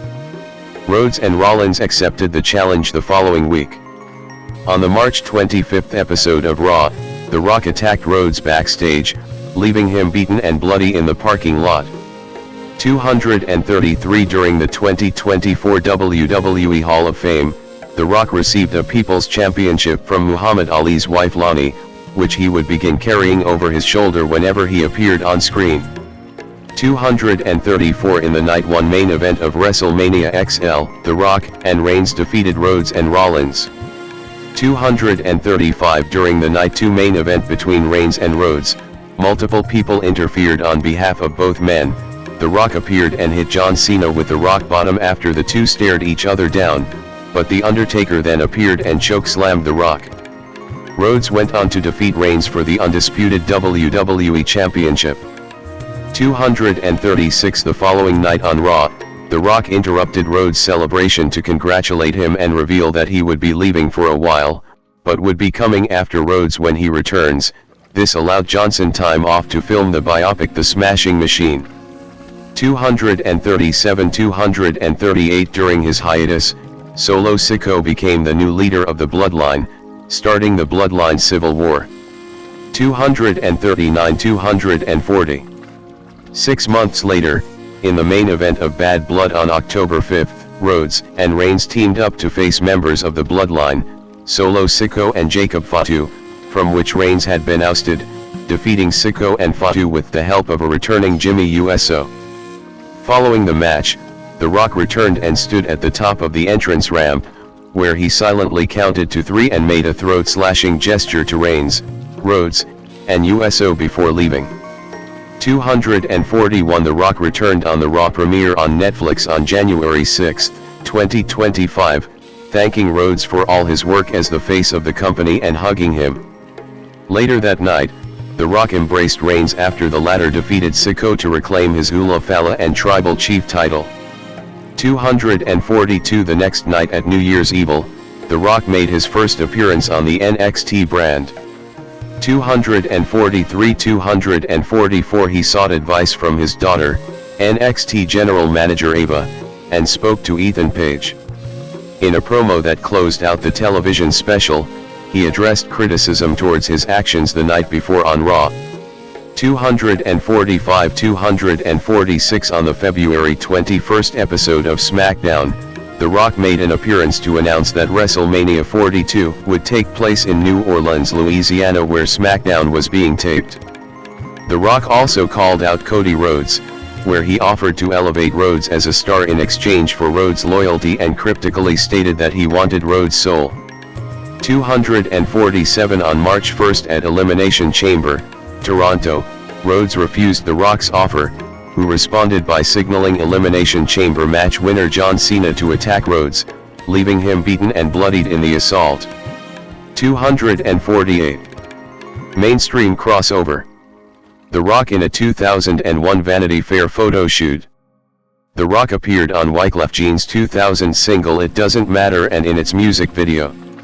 249 250 He also recorded Pie with Slick Rick for WWF The Music, Volume 5. 251 In 1999, Johnson appeared on That 70s Show as his father Rocky Johnson. The next year, he was on Star Trek, Voyager as an alien wrestler who used The Rock's moves. 252 In 2000, he hosted Saturday Night Live, SNL, for the first time. 253 Fellow wrestlers Triple H, Big Show, and Mick Foley also appeared on the show. 254 Johnson has said the success of that episode is the reason he began receiving offers from Hollywood studios. 255 He has since hosted SNL 4 more times. In 1999, The Rock was listed number 1 on Entertainment Weekly's Top 12 Entertainers of the Year. 256 In 2000, Access Hollywood ranked him number 1 in their list of the top 10 celebrities of 2000.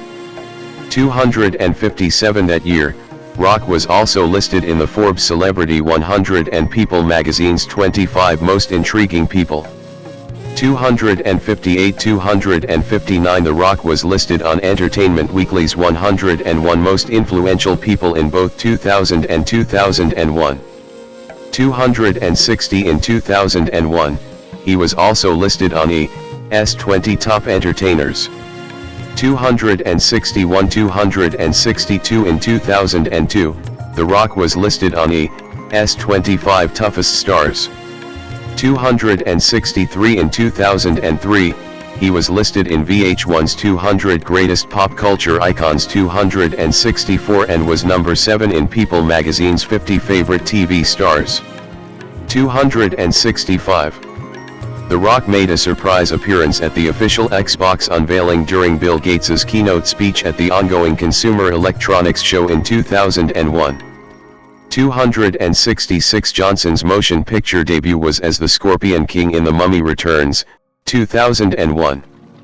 267 The movie broke a 2-year record for the highest grossing single day in film history by earning $28,594,667. 268-253 The movie's financial success led to Johnson's first leading role in the spin-off The Scorpion King, 2002. 2. He received $5.5 million for the role and Guinness World Records named him the record holder for highest paid actor in their first leading role. 269-270. The Rock has appeared on the covers of many magazines, including Rolling Stone, Entertainment Weekly, and TV Guide. 271, 272, 273 He has also appeared in, and been the cover athlete for, several video games. 274 As of October 2024, his Instagram account is the 6th most followed in the world, with over 395 million followers. 275. Legacy in professional wrestling. Fans watching on as The Rock makes his entrance in 2013. The Rock has been listed as one of the all-time greatest professional wrestlers 2267 as well as one of the top draws in wrestling history. Many have placed The Rock on their Mount Rushmore of pro wrestling, including Hulk Hogan 276, Ric Flair 277 and John Cena. 278 In Cablevision's Television Beyond Broadcasting, The Rock was described as for a long time, the WWE's biggest star and probably held the greatest international appeal. 279 R.D. Reynolds stated in his book The WrestleCrap Book of Lists that The Rock was the biggest star for WWE from 1999 until 2004. 280 The Rock's I Quit match with Mankind at the 1999 Royal Rumble event is infamous for its brutality and one of the most popular I Quit match of all times. 281, 282, 283, 284.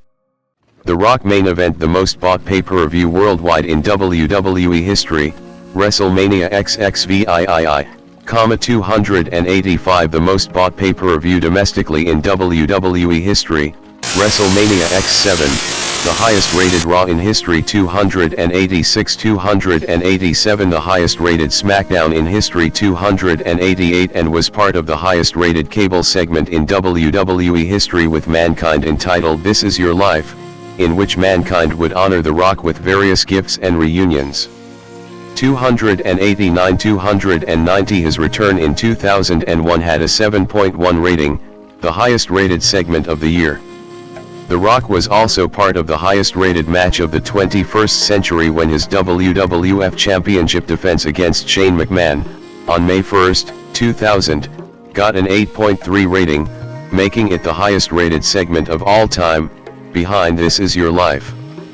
In 2011, The Rock's return to an episode of Raw generated an average of 4.7 million viewers in the United States, with 7.4 million tuning in during his promo.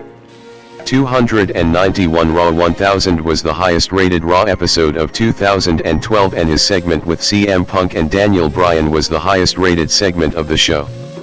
292 In 2013, the night after The Rock won the WWE Championship, at Royal Rumble, Raw got its highest rating of that year.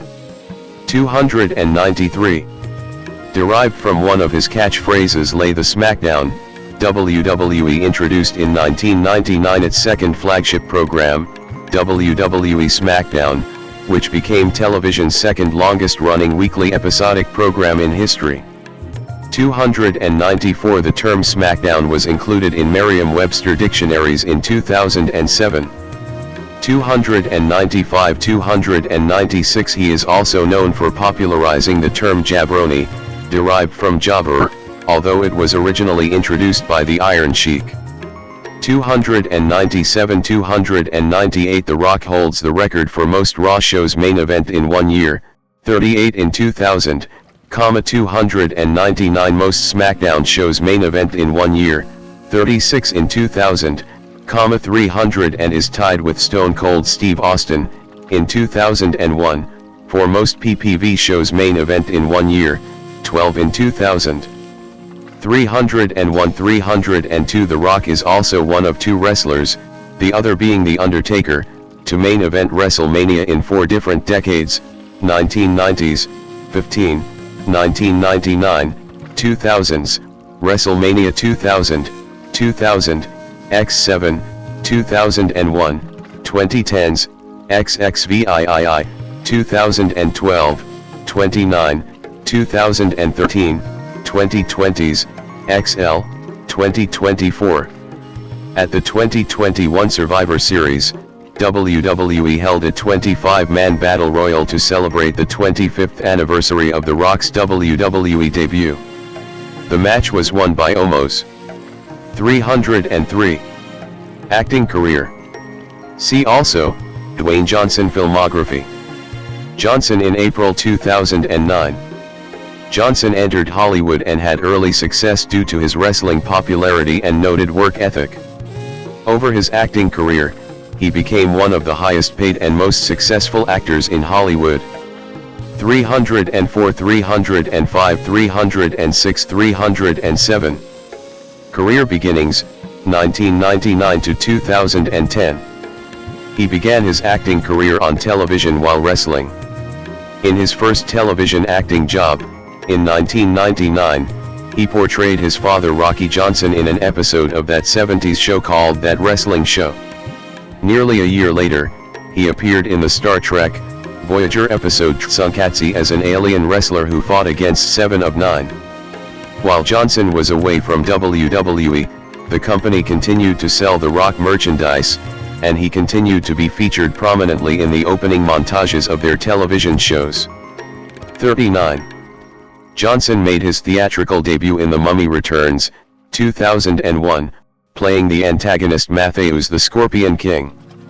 He reprised this role in the spin-off film The Scorpion King, 2002, where he starred as the titular character. Johnson was paid $5.5 million for his leading role, putting him in the Guinness World Records for the highest salary for a first-time leading man. 308. The film was a commercial success, and despite mixed reception, Johnson's acting was praised. 309. Film critic Roger Ebert wrote, "I expect him to become a durable action star." 310. In the following years, he worked in action films The Rundown, 2003, and Walking Tall, 2004, but these films failed to gain success. He had a supporting role in the comedy Be Cool, 2005, as a homosexual bodyguard hoping to become an actor. 311, and was the primary antagonist in the horror film Doom, 2005. He also worked in the sports drama Gridiron Gang, 2006, comedy Reno 9/11, Miami, 2007, and thriller Southland Tales, 2006. He had further success by playing an arrogant famous American football player in the sports family comedy The Game Plan, 2007, Agent 23 in spy action comedy Get Smart, 2008, a cab driver in the science fiction film Race to Witch Mountain, 2009, the title character in the fantasy comedy Tooth Fairy, 2010, and a police officer in buddy cop comedy The Other Guys, 2010. Johnson returned to action genre in the unsuccessful Faster, 2010. Johnson made his voice acting debut in the 2006 video game Spy Hunter, Nowhere to Run, originally intended as a tie-in for an unproduced film. 312. He also voiced NASA astronaut Chuck in the 2009 animated sci-fi comedy Planet 51. 313. He presented the Academy Award for Best Visual Effects at the 80th Academy Awards. 314. Commercial success, 2011 to 2020. Johnson's first big box office success came in 2011, portraying Luke Hobbs in Fast 5, 2011. The film became the 7th highest grossing film of 2011. Following this, all of Johnson's projects in the 2010s decade achieved major success and established him as a bankable actor. 315. 316. He next starred in the box office hit Journey to The Mysterious Island in 2012. He became known for reinvigorating film franchises after portraying Marvin F. Hinton/Roadblock in G.I. Joe, Retaliation and reprising his role as Luke Hobbs in Fast and Furious 6, 2013, 317. 318. While also starring in true story films Pain and Gain, 2013, and Empire State, 2013. That same year, he hosted and produced the TNT reality competition series The Hero 319. 320 and won the Favorite Male Butt Kicker Award at the 2013 Nickelodeon Kids' Choice Awards. 321. In May 2013, it was announced that he would executive produce and star in Ballers 322, an HBO comedy drama series about NFL players living in Miami. 323. By December of that year, Forbes named him the top grossing actor of 2013, with his films bringing in $1.3 billion worldwide for the year. Forbes credited the success of Fast and Furious 6, which grossed $789 million globally, and his frequent acting work as primary reasons for topping the list. 324. Johnson starred as the title character in Hercules in 2014. 325 and hosted another reality series for TNT that same year, entitled Wake Up Call, which saw him lending a helping hand to everyday people who were facing enormous challenges in their lives alongside guest experts such as Rocco DiSpirito, Jillian Michaels, and Josh Shipp. 326. In 2015, Johnson reprised his role as Luke Hobbs in Furious 7. 327 and starred in the disaster film San Andreas. In 2016, he co-starred with Kevin Hart in the action comedy Central Intelligence and had a lead voice role in the Disney animated film Moana, in which he voiced Maui. He reprised his role as Luke Hobbs in The Fate of the Furious, which was released in 2017. Johnson starred in 2 other blockbuster movies that year, Baywatch and Jumanji: Welcome to the Jungle as Mitchell Mitch Buchanan and Dr. Smolder Bravestone, respectively. 328. 329. In 2018, he starred in 2 solo box office hits Rampage and Skyscraper. Johnson starred on the Hollywood Walk of Fame in July 2022. Johnson's role within the Fast and Furious franchise continued with Fast and Furious Presents, Hobbs and Shaw, starring alongside co-star Jason Statham. David Leitch directed the project from a script co-written by franchise writer Chris Morgan and Drew Pearce. The film began principal photography in September 2018, and was released on July 26, 2019. Johnson reprised his role as Bravestone in Jumanji: The Next Level. With the critical and financial success of Welcome to the Jungle, production of the movie began in early 2019, and it was released on December 13, 2019. 330. Johnson's films grossed $10.6 billion in the 2010s, making him the decade's 6th highest grossing actor and the highest grossing actor outside the Marvel Cinematic Universe. 331. Career fluctuations, 2021 to 2024. In 2021, After a year-long hiatus, Johnson co-starred with Emily Blunt in Disney's Jungle Cruise as Frank Wolff. The film is based on the theme park ride of the same name. 332 How May Call It Sarah directed, with a script by Michael Green from a previous one by J.D. Payne and Patrick McKay. 334 In addition to his work on the film, Johnson assisted with redesigning the titular ride for all Disney theme parks. 335 Jungle Cruise was released on July 30, 2021.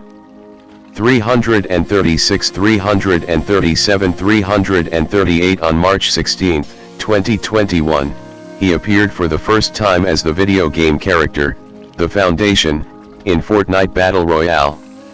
Johnson was initially uncredited in his role, yet hinted at his involvement through a series of Instagram posts. His involvement was finally confirmed during the Chapter 2 End event on December 4, 2021, with the Foundation removing his helmet to reveal that he shared Johnson's voice and likeness. 339 Also in 2021, Johnson starred in Netflix's film Red Notice, written and directed by Ross and Marshall Thurber. It is the third time that the two collaborated, after Central Intelligence and Skyscraper. 341 It co-stars Gal Gadot and Ryan Reynolds. 342 It is the most watched film on Netflix of all time. 343 Johnson voiced Crypto the Superdog in the animated feature DC League of Super Pets, 2022, which was released theatrically in July and emerged as a success.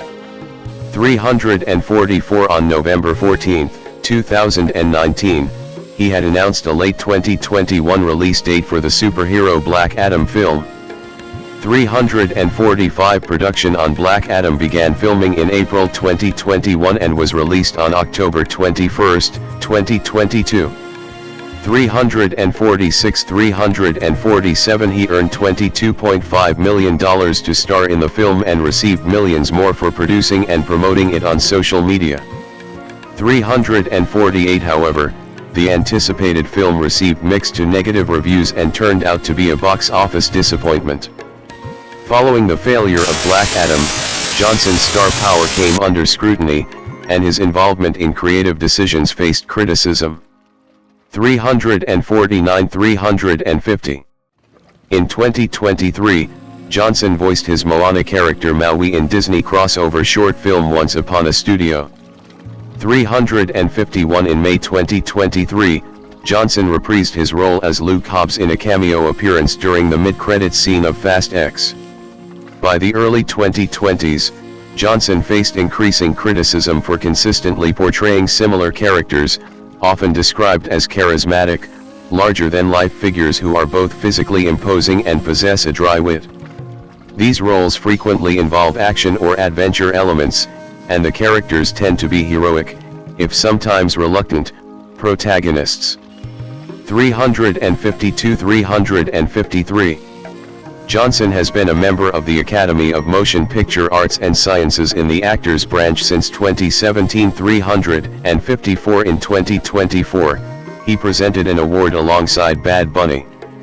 355 In November 2024, Johnson reunited with director Jake Kasdan to star alongside Chris Evans, Lucy Liu, and J.K. Simmons, in the Christmas-themed action comedy Red One. 356 which didn't fare well both critically and financially. 357 However, it became one of the top-streamed movies of 2024 after its release on Amazon Prime. 358 In the same month, he reprised his voice role of Maui from Moana, 2016, in its sequel Moana 2. Despite receiving mixed reception, the film opened strongly and set several box office records. 359 It eventually emerged as the third highest grossing film of 2024. 360 Diversification, 2025, present. He was next seen portraying former MMA fighter Mark Kerr in Benny Safdie's biographical sports drama The Smashing Machine, 2025. 361 Full facial prosthetics and a wig were used to transform Johnson's appearance to resemble Kerr. 362 When asked about taking on a serious, intimate drama after years of big-budget action and comedy films, Johnson expressed excitement about finally exploring personal struggles on screen that he had never before addressed. He described the process as both frightening and liberating. 363 Critics noted that he used the opportunity to pivot his brand and persona toward that of a serious actor. 364 The film premiered at the 82nd Venice International Film Festival on September 1, 2025. It received a standing ovation and a Golden Lion Award nomination. 366 The film garnered positive reviews, with Nicholas Barber of the BBC describing Johnson's portrayal as impressively vulnerable. 367. The performance sparked discussions about a potential Oscar nomination for Johnson. 369 It had its wide release on October 3, 2025, but was met with a poor theatrical response. 370 and is understood to be Johnson's lowest grossing opening ever. 371. In 2026, he will portray Maui again in the live-action adaptation Moana, 2026. 372 In February 2025, Johnson was cast in a crime drama film directed by Martin Scorsese, alongside Leonardo DiCaprio and Emily Blunt. 373 The film will depict the mafia's influence in Hawaii, with Johnson portraying an aspiring mob boss's rise within the criminal underworld. 374 He will re-team with Safdie for the film Lizard Music, based on the Daniel Pinkwater teen novel of the same name. 375 In May 2025, it was announced that Johnson would star in a new feature from Darren Aronofsky called Breakthrough. 377 In December 2025, it was announced that he would star in a film about movies being directed by J.J. Abrams. 378. Producing. In 2012, Johnson founded his production company 7 Bucks Productions. 18 Though originally attached as producer and star, Johnson will now serve solely as the former on a film adaptation of the Jansen Directive. John Cena will fill the leading role, with Akiva Goldsman attached as screenwriter. 379 Additionally, he will produce and star in a Netflix-exclusive film titled John Henry and the Statesman, as the titular folklore hero. The film will be directed by Jake Kasdan, from a script by Kasdan and Tom Wheeler. With the first official teaser trailer released in October 2018, the project marks Kasdan's and Johnson's third collaboration, after Jumanji, Welcome to the Jungle and Jumanji, The Next Level. 380. In 2019, Johnson produced and appeared as himself in Fighting with My Family, a comedy drama about Saraya Bevis and her family, who are also professional wrestlers. 382 Johnson will co-produce and star in The King, a film about King Kamehameha Konuiakea, founder and first ruler of the Kingdom of Hawaii. The project will be directed by Robert Zemeckis from a script by Randall Wallace. The movie will be comparable to Braveheart in tone, given Wallace's work on both films, and will depict the King's role in resolving the wars among the islands of Hawaii. The King was scheduled to begin production in 2020, but was halted by the COVID-19 pandemic.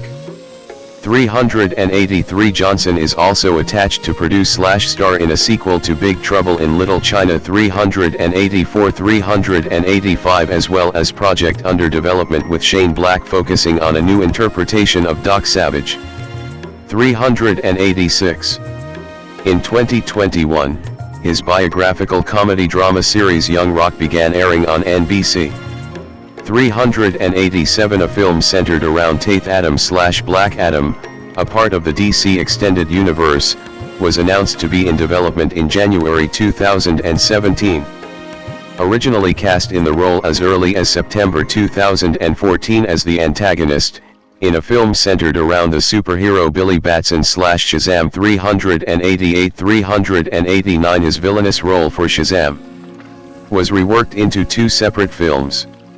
390 Johnson did not appear in Shazam, but he served as a producer and his likeness was used through special effects in flashback scenes. 391 392 Business career. In March 2020, Johnson launched Tier Tequila, which sold 600,000 9-liter cases in its first year 393 and is valued at approximately $3.5 billion. 394 Johnson presenting the 2023 XFL Championship Trophy. In August 2020, Johnson along with several partners and investors including Redbird Capital Partners purchased the XFL for $15 million. Within months, Johnson announced plans for the relaunch of the league in spring 2022. While the launch was delayed a year, the first games of 2023 kicked off on time. 395 After a successful 2023 season, the XFL and United States Football League announced their intent to merge into a single league.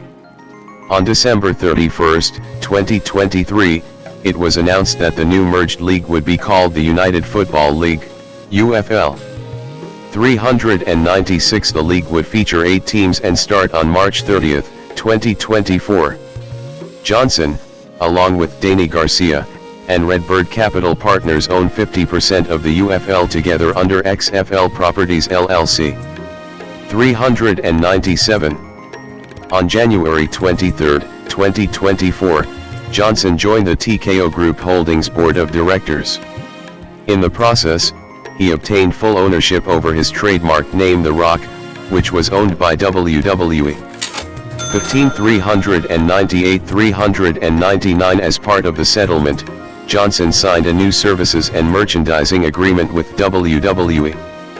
399 400 Other work. In 2000, Johnson published his autobiography, The Rock Says, co-written with Joe Layton. It debuted at number 1 on the New York Times bestseller list and remained on the list for several weeks. 28 In 2013, Johnson hosted and produced the TNT reality competition series The Hero. 320 In 2014, he hosted another TNT reality series, Wake Up Call. 326 In 2019, Johnson started hosting the NBC competition series The Titan Games. 401 In March 2016, Johnson partnered with American fitness apparel manufacturer Under Armour to release Project Rock. 402 The first item in his partnership with Under Armour, a gym bag, sold out in a couple of days. 403 404 His second item, a black t-shirt sporting his signature Brahma Bull, sold out after being worn at WrestleMania 32. 405 Johnson also released an alarm clock app as part of Project Rock that received more than 1 million downloads in its first week of release. 406 Since then, they have released sneakers, headphones, and other apparel. 407 In 2016, Johnson started his YouTube channel. His first video, The YouTube Factory, featured online personality Lily Singh and several other internet stars. 408 In 2019, Johnson announced he would launch a competitive bodybuilding show, Athleticon, with his business partner and ex-wife, Danny Garcia. It is set to rival other long-standing bodybuilding shows such as the Arnold Classic and Joe Weider's Mr. Olympia. 409 The show was set to debut in October 2020 in Atlanta, Georgia, but plans were disrupted by the COVID-19 pandemic. 409 A fan of the rapper Tech N9NE. 410 Johnson is featured on the song Face Off from the rapper's 2021 album N9NE.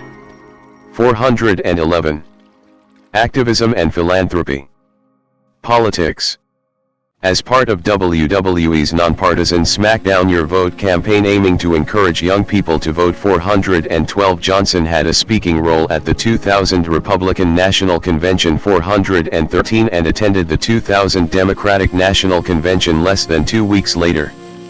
414 Johnson voted for Barack Obama in 2008 and 2012 271 but did not vote in 2016 415 and was an independent voter as of 2017. 416 He endorsed Joe Biden in 2020 417 but told Fox News in an April 2024 interview that he regretted the decision due to it causing division and refused to endorse anyone in 2024. 418. Johnson has expressed interest in running for president, telling USA Today in February 2021 that he would consider a presidential run in the future if that's what the people wanted.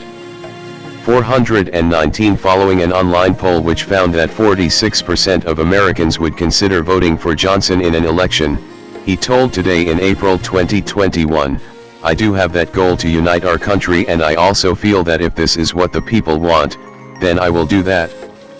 420. Charity. Johnson has worked with the Make-A-Wish Foundation on a number of occasions. 421 In 2021, Johnson dedicated his People's Choice Award to an Armenian cancer survivor. 422 423.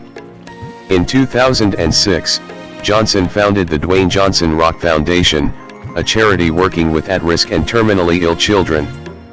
424 In 2007, he and his then-wife, Dani Garcia, donated $1 million to the University of Miami to support the renovation of its football facilities. The university renamed the Miami Hurricanes locker room in his honor. 425. In 2015, actress Michelle Trachtenberg tagged Johnson in a tweet about an abandoned dog that her local shelter had rescued and named after him, prompting him to donate $1,500 to the GoFundMe for the dog's life-saving surgery. 426 In 2017, he donated $25,000 to Hurricane Harvey relief efforts. 427 In 2018, he donated a gym to a military base in Oahu, Hawaii. 428 After the 2018 Hawaii floods, he worked with the nonprofit organization Malamakaui to help repair flood damage. 429. Johnson made a seven-figure donation to the SAG-AFTRA Foundation during the 2023 SAG-AFTRA strike, which Foundation President Courtney B. Vance cited as the largest single donation that the foundation